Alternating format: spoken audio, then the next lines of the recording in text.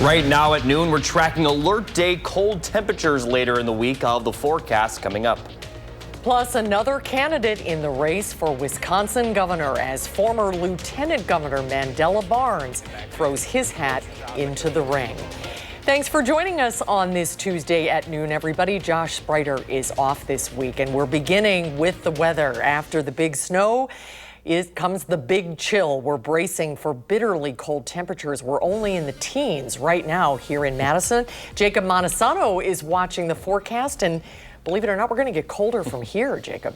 Yeah, we're going to talk about wind chills well below zero for a couple mornings later in the week. But before I mention that, do want to talk about some light snow that continues to fall this morning. Now, we haven't been seeing anything on radar, but if you step outside, depending on your location, you may see some very light flurries. And with the continuous cloud cover that's expected throughout the day, that may continue. I don't expect to see much accumulation, if any, with a little bit more snow moving into our area once we get to the overnight hours. But once again, not expecting a lot of accumulation. Now, as we look at the temperatures, teens to lower 20s across Dane County, and that's the case for just about everybody. These temperatures are well below normal for this time of the year. The average high is supposed to be in the middle 30s, and we're barely getting to 20. Now, as we take a look at the highs throughout the afternoon, they are going to warm up a little bit, but still remain very cold as mostly cloudy skies will continue. And then as we get to the overnight hours, the temperatures actually aren't going to change all that much for tonight. But then as we look at tomorrow,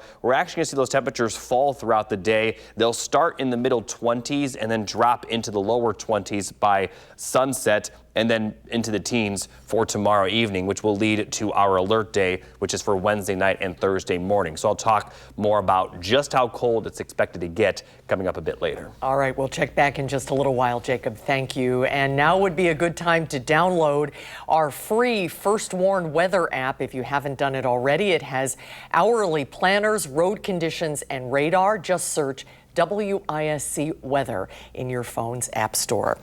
To an update now on the race for Wisconsin governor. Former Lieutenant Governor Mandela Barnes is entering the race. Barnes served 2 terms in the state assembly. He also ran alongside Governor Evers, becoming the state's first black lieutenant governor. He left that position to run for U.S. Senate, trying to unseat incumbent Senator Ron Johnson. Barnes lost that race by 1% of the vote. In his campaign video, Barnes promises to stand up to Washington and make life in Wisconsin more affordable. So here's the reality check. The only way for our state to move forward is to reject the Washington way and get things done the Wisconsin way. It isn't about left or right. It's not about who can yell the loudest. It's about whether people can afford to live in the state they call home. A state where you can afford your health care, where your kids can learn a skill and stay close to home, where a good day's work earns a good day's pay, and where families can not only get by, but thrive. Barnes joins 7 other Democrats and 2 Republicans in the crowded race. The primary is set for August 11th. The Democrats who are running are Milwaukee County Executive David Crowley, State Representative Francesca Hong, former WEDC CEO Missy Hughes, former State Representative Brett Hulsey, Lieutenant Governor Sarah Rodriguez, and State Senator Kelda Roys. And on the Republican field, a little less crowded with Congressman Tom Tiffany and Waukesha County Executive Josh Schoeman. The general election is November 3rd. One of the Slender Man attackers may be returning to the Winnebago mental health facility where she spent most of her young adult life. Morgan Geyser recently escaped from her Madison group home after cutting off her ankle monitoring bracelet. Police arrested her in Posen, Illinois, outside of a gas station.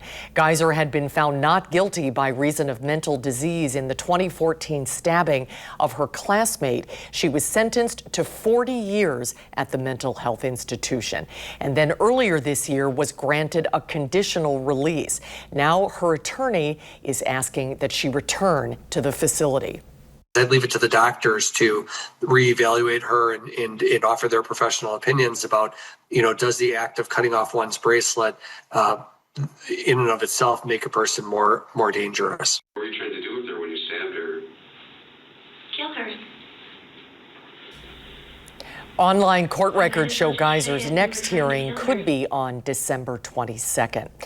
The Trump administration has changed its stance on whether a second strike on an alleged Venezuelan drug boat actually took place in September.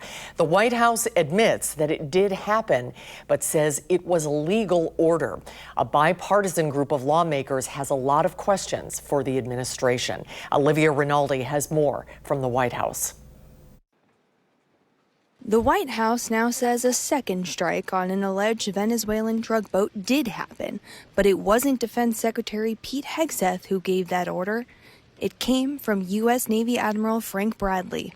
Admiral Bradley worked well within his authority and the law, directing the engagement to ensure the boat was destroyed and the threat to the United States of America was eliminated. The acknowledgement of a second strike comes one day after President Trump denied it happened. I wouldn't have wanted that, not a second strike. The first strike was very lethal, it was fine, and if there were two people around, but Pete said that didn't happen. The House Armed Services Committee plans to interview Admiral Bradley this week with questions about the legality of the strike. The rules of war, international law, American law, and the rules of the Department of Defense forbid attacking essentially helpless people who are just desperate and struggling to survive. They were of no military threat to anyone. President Trump spoke with Venezuelan leader Nicolas Maduro last week, but the White House has released few details about the contents of the call. The Miami Herald reports that Maduro told Trump he was willing to leave the country in exchange for legal amnesty. Trump reportedly rejected that offer and instead gave Maduro 1 week to resign and leave the country. Olivia Rinaldi, CBS News, the White House. Over the weekend, President Trump posted on social media that Venezuelan airspace should be considered closed in its entirety. The Miami Herald reports that following that post, the Maduro government tried to place another call to Washington, but says it received no response. Coming up next on News 3 Now at noon, Burger King is teaming up with SpongeBob SquarePants. And how many people the maker behind a popular candle company says it is planning to lay off starting this month.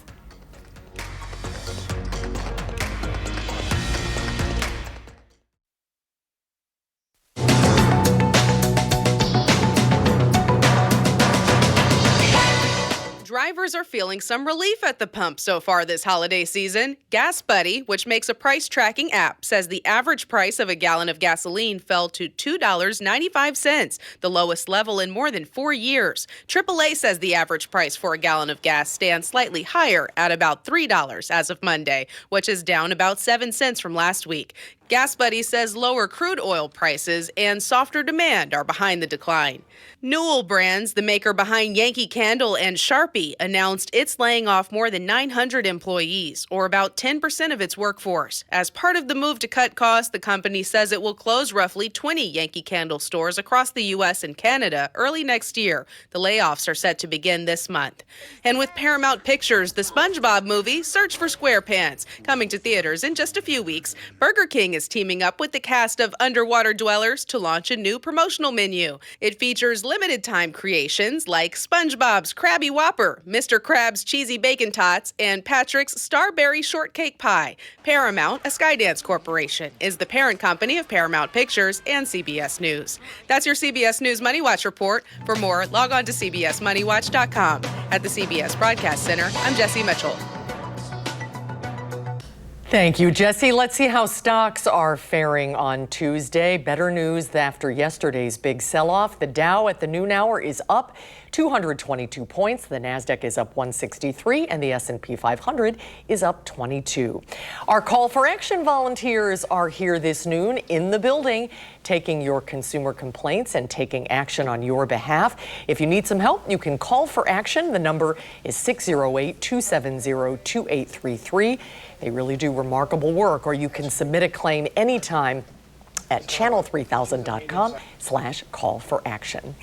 Farm Director Pam Yonke is back today. We'll check in with her. She has today's ag numbers when we come back. And Jacob is tracking the frigid forecast. And then later this afternoon on Live at 4, we'll talk with UW Health's Dr. Jeff Potoff about those popular GLP-1 medications and a recent recommendation from the World Health Organization about them. That's coming up today on Live at 4.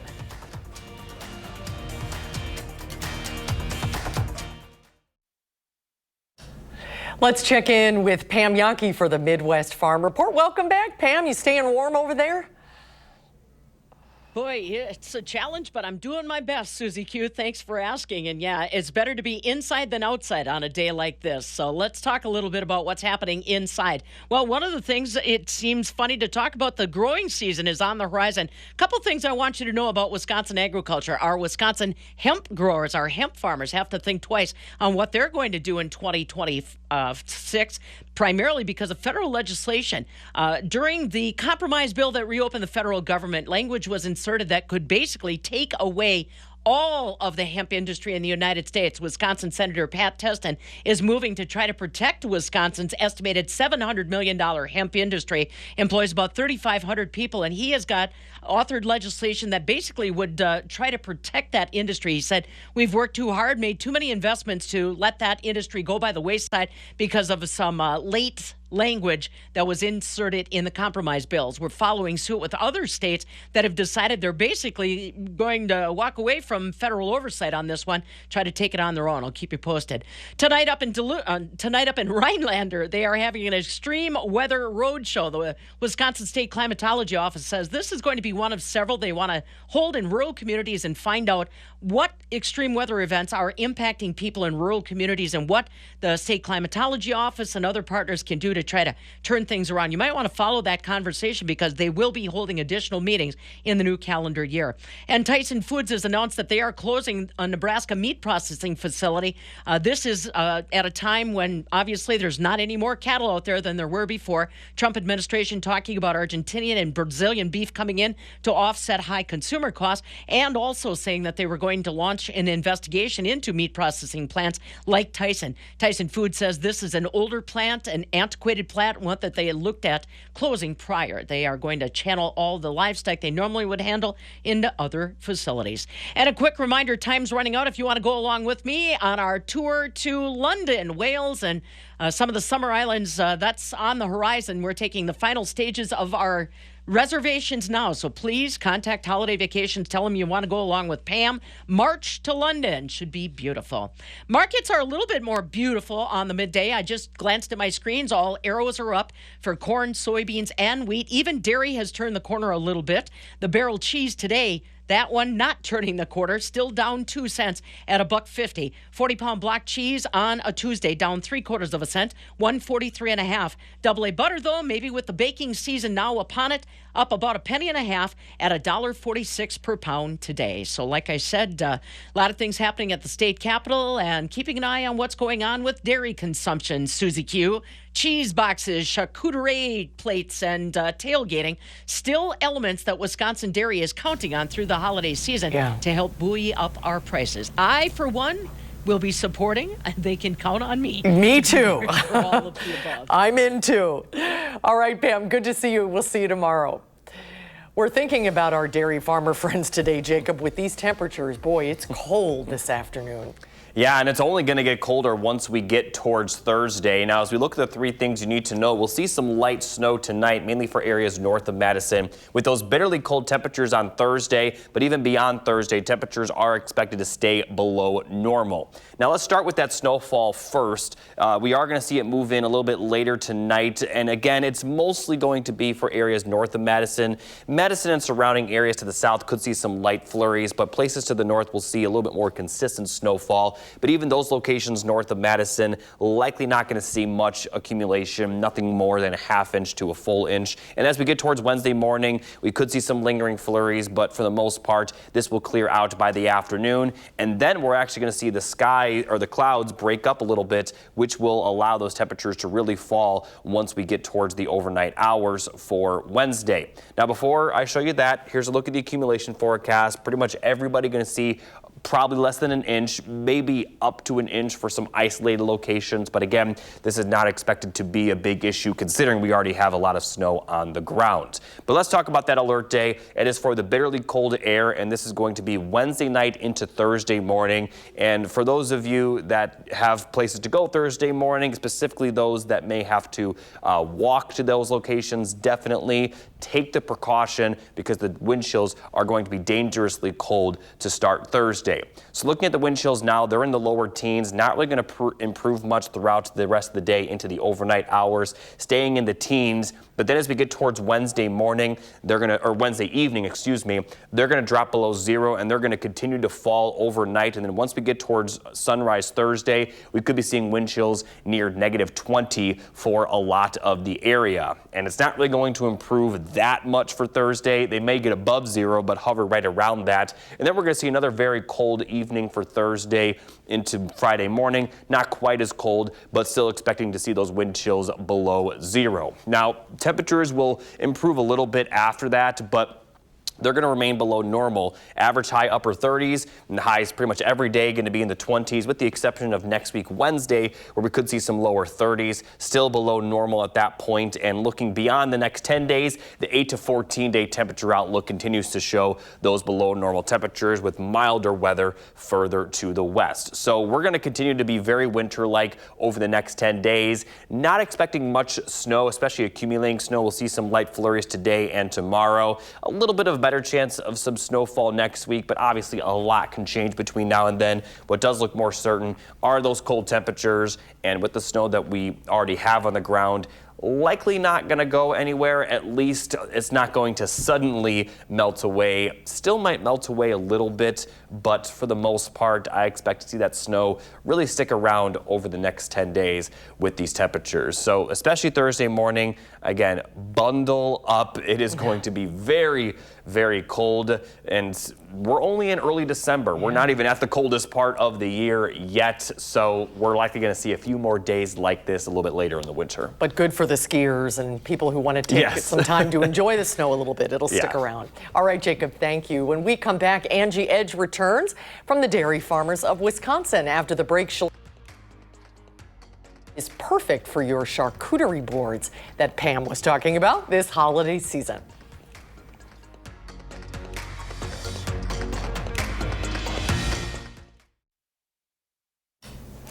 Welcome back. If you're looking for something to spice up your charcuterie board for the holidays, Angie Edge and Josh Spreiter might have just what you've been looking for. Check it out.